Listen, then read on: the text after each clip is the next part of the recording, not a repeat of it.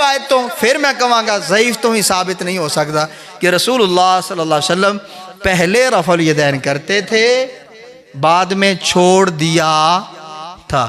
بلکہ اس دے متعلقہ نا ایک عطاء اللہ منعم صاحب نے انور شاہ کشمیری حافظہ اللہ تعالی بڑے عالم دین نے انہاں دے پوتے نے عطاء اللہ منعم میلسی دے اندر ایک بہت بڑا جلسہ سی اور ساڑھے میلسی دے اندر اس وقت حافظ غلام اللہ محمدی صاحب نویں اہل حدیث ہوئے.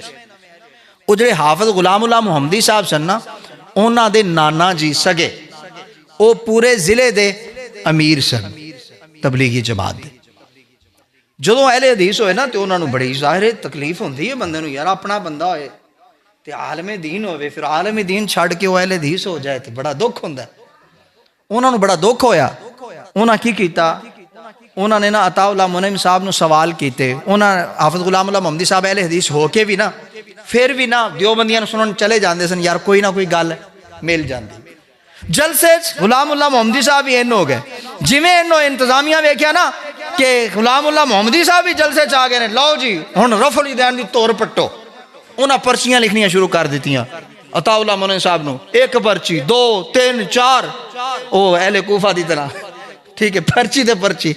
عطاء اللہ منعم صاحب نے لفظ آکے انہوں نے کیا میں اپنے موضوع کو جاری رکھنا چاہتا تھا لیکن بار بار یہ پرچیاں آ رہی ہیں رفع الیدین کا رد کریں رفع الیدین کا رد کریں رفع الیدین کا رد کریں. تو اب میں مجبور ہوا ہوں کہ میں اس پرچی کا جواب دے دوں.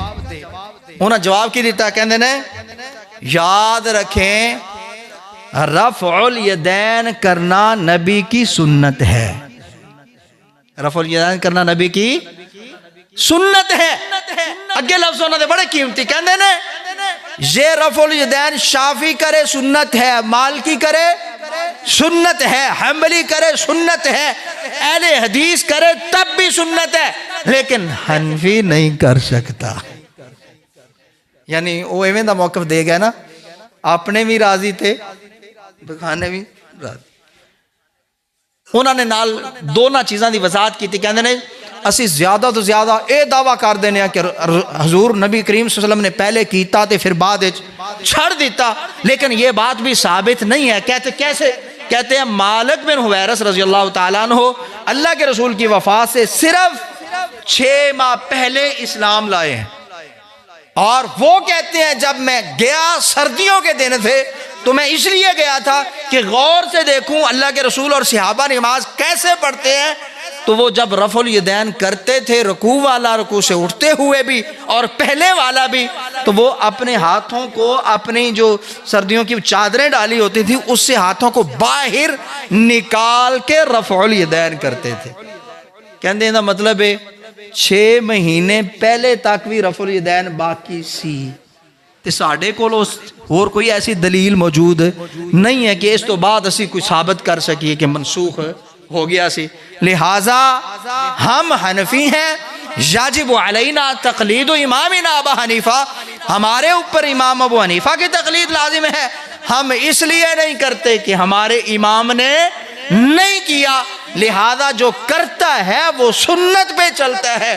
ہم نے کہا عطاء اللہ منعم صاحب اللہ تجھے سلامت رکھے تو نے 4 دفعہ سچ بول دیا ہے کہ شافی کرے سنت مالکی کرے سنت حنبلی کرے سنت اہل حدیث کرے سنت. بلکہ اس بات کو میں بڑھاتے ہوئے یہ کہتا ہوں وہ دل سے یہ بھی کہنا چاہتے ہیں امام بخاری کرے سنت امام مسلم کرے سنت امام ابو داؤد کرے سنت امام نسائی کرے سنت امام ترمذی کرے سنت امام ابن ماجہ کرے سنت نبی کا کوئی امتی کرے سنت. لیکن سنت صرف اس بندے کے لیے نہیں ہے جو اپنے آپ کو حنفی کہتا ہے. تو ہم آپ کو یہ پیچھے جتنے آپ نے سچ بولے ہیں نا عطاء اللہ منعم صاحب اس پہ سلام کہتے ہیں اور ایک حنفی کے ٹائٹل اور لفظ کی وجہ سے جو آپ نے سنت کو چھوڑا ہے اس پہ ہم افسوس کا اظہار کرتے.